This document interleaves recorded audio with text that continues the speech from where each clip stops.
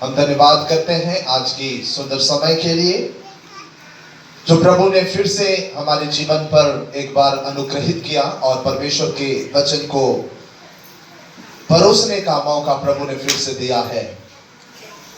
मेरे प्यारों, प्रभु का हम धन्यवाद करते हैं। पिछले संडे हम आपके बीच में नहीं थे और प्रभु का धन्यवाद हो कि हम उत्तर प्रदेश में थे और वहां पर सच में मैं परमेश्वर का धन्यवाद करता हूं कि वहां पर परमेश्वर अलग अलग जगह पर ले जा करके परमेश्वर अपने संदेश को लोगों तक पहुंचाने में मदद किया। मैं परमेश्वर का धन्यवाद देता हूं और सच में उस गोरखपुर के अंदर में मैंने ऐसे लोगों को मैंने देखा जो परमेश्वर के सुसमाचार को सुनाने के लिए बहुत ही जलन उसके अंदर में है। एक प्रभु के दास से हमने मिला जिसका नाम अखिलेश है और निश्चय वो बहुत ही परमेश्वर के कार्य को बहुत ही सुंदर ढंग से कर रहा है और वो अपने विषय में गवाही दे रहे थे कि जब भी वो खाली समय उसको मिलता है वो मोटरसाइकिल पकड़ करके नए लोगों को ढूंढने के लिए वो चले जाते हैं और रोज वो परमेश्वर के संदेश को नए लोगों को सुनाते हैं। प्रभु का धन्यवाद हो, उनके यहाँ भी परमेश्वर ने हमें संदेश सुनाने का मौका दिया और परमेश्वर का बड़ा काम हुआ। हम परमेश्वर का धन्यवाद करते हैं। Hallelujah, hallelujah, hallelujah. आइए हम परमेश्वर के संदेश की ओर हम आगे बढ़ेंगे और जितने भी लोग इस जगह पर बैठे हैं मैं सब लोगों से कहूंगा कि बहुत ध्यान से हम प्रभु के वचन को आज सुने और आज का संदेश जो है वो बहुत पावरफुल मैसेज है। और मैं जब परमेश्वर के वचन को जब मैं तैयारी कर रहा था कि प्रभु आज मैं तेरे लोगों के सामने में मैं कौन से संदेश को लेकर के बातचीत करूं, पवित्र आत्मा ने मुझे एक संदेश दिया, एक मैसेज परमेश्वर ने दिया और उस संदेश को मैं आज आप सब लोगों के बीच में मैं रखना चाहूंगा।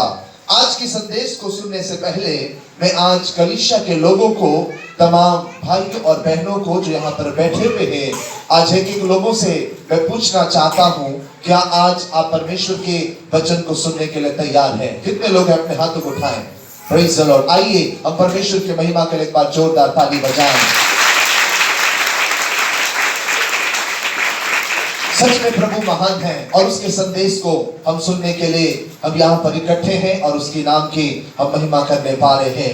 मेरे प्यारों, आज परमेश्वर के वचन से एक बात मैं आप लोगों के बीच में मैं रखना चाहता हूँ। जिस प्रकार से आपने देखा होगा कि सिक्के के दो पहलू होते हैं और आपने सिक्के को अच्छी तरीका से आपने देखा है और सिक्के के अगर हम अगल और बगल को देखें तो उसमें दो पहलू होती है। उसी प्रकार से विश्वासियों के जीवन पर मैं दो चीजें मैं बताना चाहता हूं। आज बहुत सारे लोग हैं मेरे प्यारों, चर्च में आकर के परमेश्वर के चरणों में वचन सुनने के लिए बैठते जरूर हैं, लेकिन मैं उनके जीवन के बारे में आज मैं बोलना चाहूंगा। बहुत सारे लोग केवल और केवल परमेश्वर के वचन को सुनते हैं मेरे प्यारों और परमेश्वर के वचन को सुन करके चलते नहीं हैं।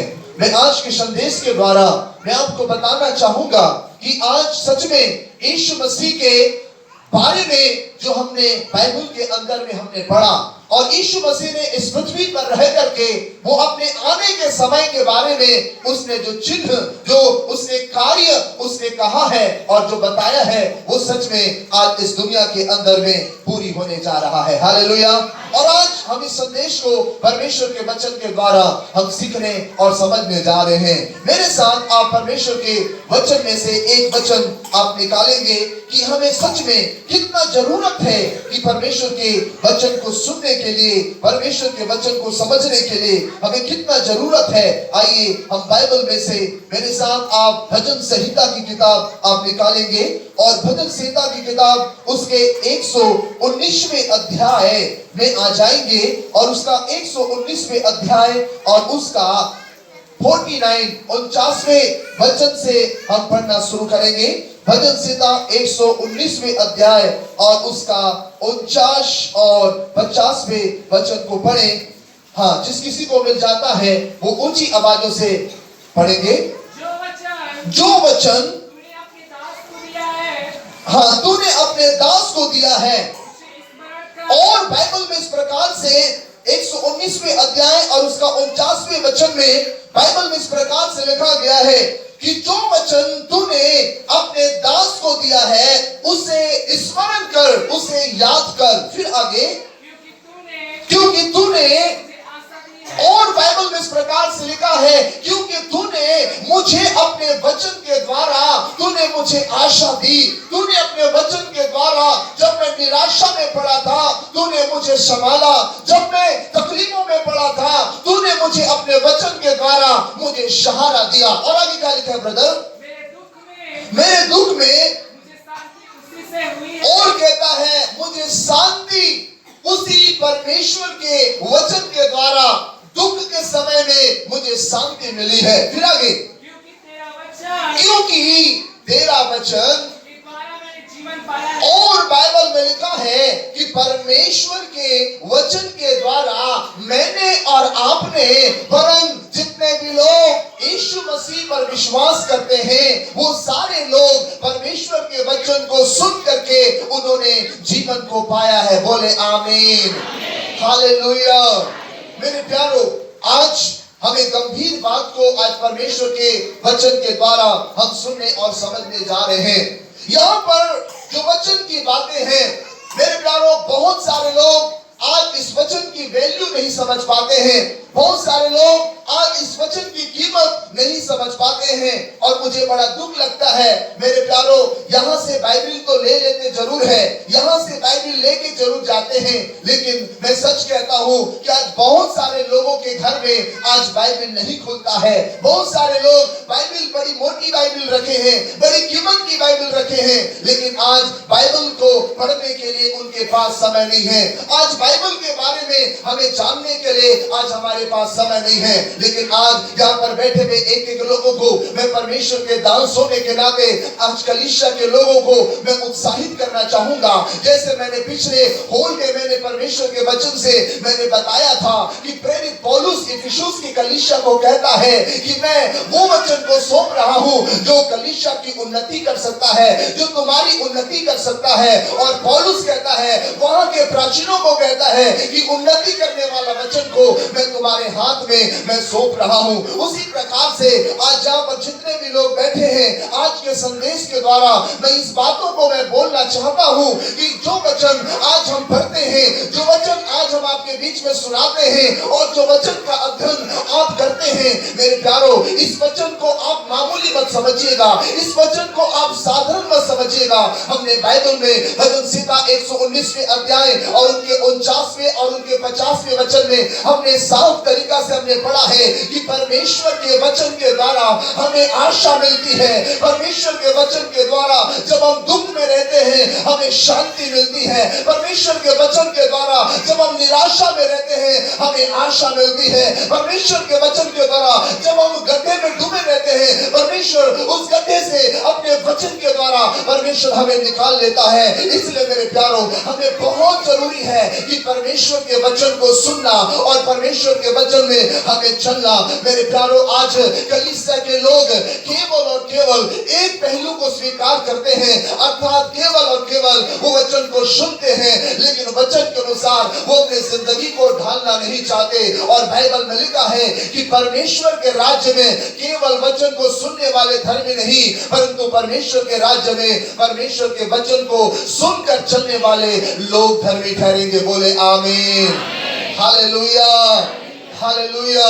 मेरे प्यारो, आगे जब हम परमेश्वर के वचन में हम आगे बढ़ेंगे तो मैं आज एक और बात मैं आप लोगों के बीच में मैं रखना चाहता हूं। और आप सब लोगों को मालूम है परमेश्वर के वचन में आप अच्छी तरीका से जानते हैं, जब आप यूहन्ना की किताब उसके पहले अध्याय में जब आप पढ़ोगे तो वहां पर लिखा गया है वचन देहधारी हुआ। हालेलुया। लेकिन उसके पहले अध्याय में जब आप पढ़ोगे तो वहां पर 14 वचन में लिखा है वचन क्या हुआ? देहधारी हुआ। हालेलुया। जब उसके पहला अध्याय और उसके पहला वचन में जब आप पढ़ोगे तो वहां पर आपको समझने को मिलेगा कि आदि में आप जब पढ़ोगे तो बाइबल में लिखा है आदि में वचन था और वचन ही परमेश्वर था, और बाइबल में लिखा गया है कि वचन परमेश्वर के साथ साथ था। हालेलुया। मेरे प्यारो, आपको पता होना चाहिए यीशु मसीह एक बीज है, यीशु मसीह एक बीज है। और मैं आपको बता देना चाहूंगा जैसे यूहन्ना 1 और उनके 14 वचन में लिखा है कि वचन देहधारी हुआ। हालेलुया।